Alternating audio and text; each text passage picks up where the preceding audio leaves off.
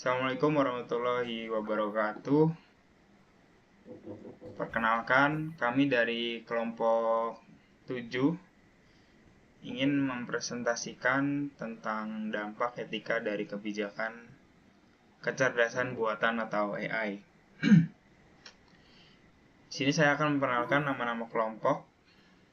Dari kelompok kami, saya sendiri Janur Rohmani dengan NIM 1151 dari kelas IF23G.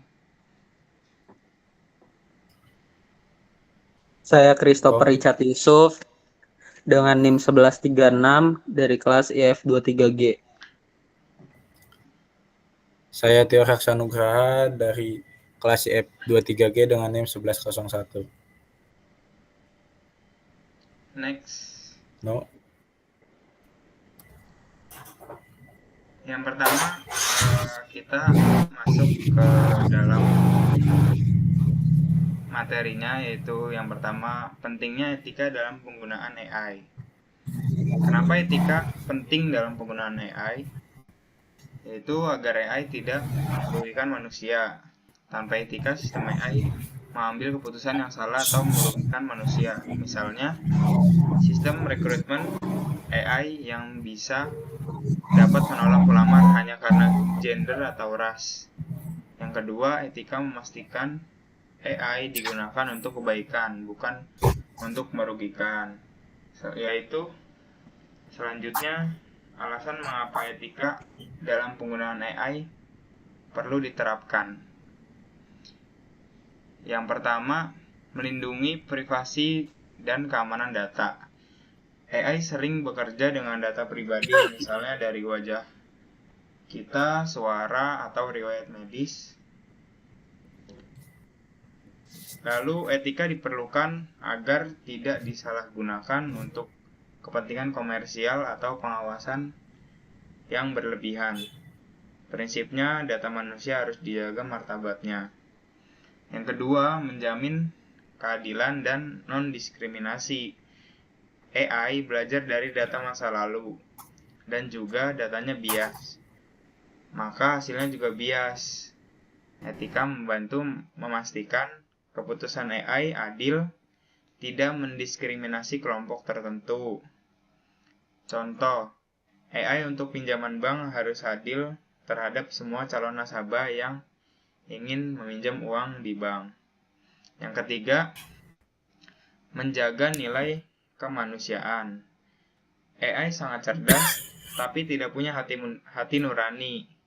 Etika mengingatkan bahwa keputusan akhir tetap harus berpihak pada nilai-nilai kemanusiaan, seperti empati, keadilan, dan hak asasi manusia. Next. Lalu di sini ada dampak etika positif ya, dampak positif dari etika dalam penggunaan AI.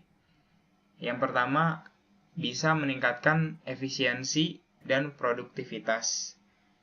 Yang kedua, mendukung keputusan berbasis data. Yang ketiga, dapat memperluas akses layanan publik. Yang keempat, mendorong inovasi dan pertumbuhan ekonomi.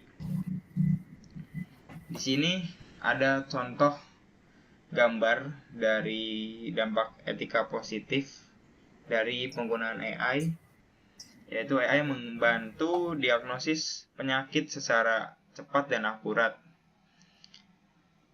Keterangannya, AI menganalisis hasil pemeriksaan seperti ronsen dan MRI. AI juga mendeteksi pola penyakit yang sulit dilihat oleh manusia.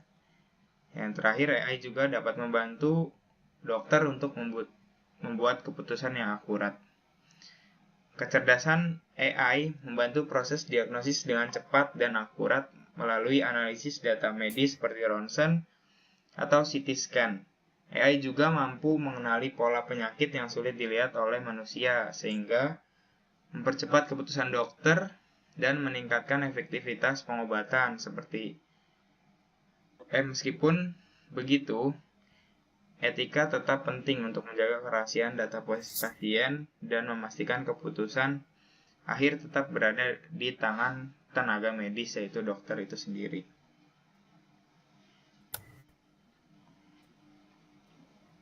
Lalu di sini ada dampak etika negatif.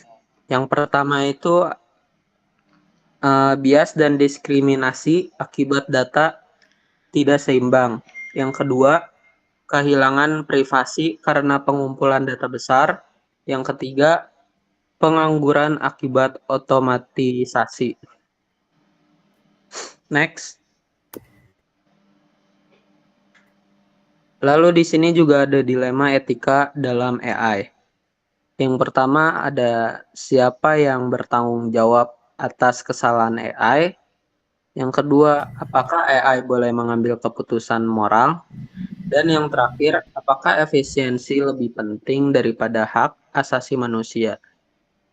Nah, di bawah ini ada contoh etika dalam AI. Contohnya itu mobil otonom menghadapi keputusan moral antara keselamatan perjalan kaki dan penumpang. Next. Lalu ada pendekatan etis dalam pengembangan AI. Yang pertama, human centered AI atau kecerdasan buatan berpusat pada manusia.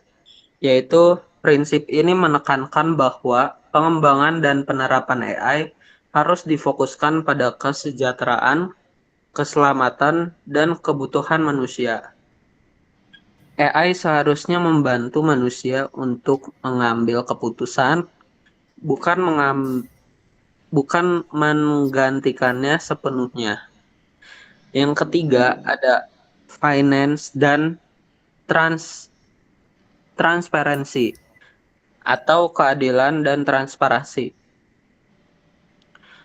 Yaitu AI harus dikembangkan dan dijalankan secara adil dan terbuka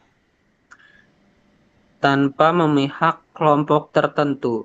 Prinsip ini mendorong adanya audit algoritma untuk memastikan tidak ada diskriminasi akibat data yang tidak seimbang. Lalu yang terakhir di sini ada data protection atau pelindungan data. Pelindungan data berarti AI harus memenuhi aturan privasi dan keamanan informasi seperti GDPR atau General Data Protection Regulation. Di Eropa, ini memastikan data pribadi pengguna tidak disalahgunakan, dijual, atau bocor. Setiap penggunaan data harus memiliki izin dan pengguna berhak mengetahui serta menghapus datanya kapanpun. Oke, selanjutnya di sini peran pemerintah dan lembaga etik dalam etika AI. Yang pertama, membentuk komisi etik untuk menilai risiko sosial. Komisi etik dibentuk untuk memastikan penerapan AI sesuai dengan nilai moral dan norma sosial. Lembaga ini berperan menilai potensi risiko sosial dari penggunaan AI seperti diskriminasi, penyalahgunaan data, atau dampak terhadap lapangan kerja. Contoh, komisi etik dapat meninjau sistem pengawasan publik seperti berbasis AI agar tidak melanggar privasi masyarakat. Yang kedua, mengawasi penerapan teknologi AI secara publik. Pemerintah dan lembaga terkait perlu memantau penggunaan AI di ruang publik agar tidak disalahgunakan untuk manipulasi informasi, pelanggaran hak asasi, atau pengawasan berlebihan. Pengawasan ini juga memastikan bahwa AI digunakan untuk kepentingan masyarakat, bukan kelompok tertentu. Contoh, mengontrol penggunaan teknologi pengenalan wajah di tempat umum agar tidak melanggar hak privasi warga.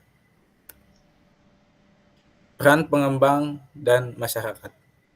Yang pertama, pengembang harus menguji bias dan menjaga keamanan sistem. Pengembang wajib memastikan AI tidak berpihak atau menimbulkan diskriminasi, serta melindungi sistem dari peretasan atau penyalahgunaan.